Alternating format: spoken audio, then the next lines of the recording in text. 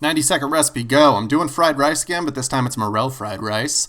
My wife and a couple of friends went out and found a bunch of morels out in the forest, and this was my first time cooking with them.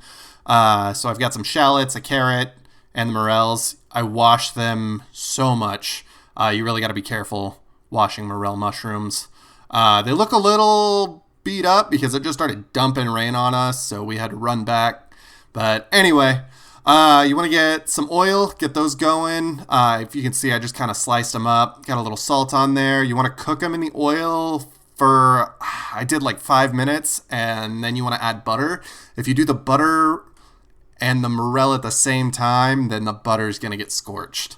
Then I added up the chopped shallots and the carrot. Went ahead and mixed that up. And then I added some garlic. I didn't have any fresh, so I just had to use jarred. I had it on hand. What do you do? Some leftover rice. I prefer leftover rice when I'm doing fried rice. It's not as sticky. It separates from the pan a lot more easy. Those are some frozen peas. Add a little bit more rice. Some gochujang paste.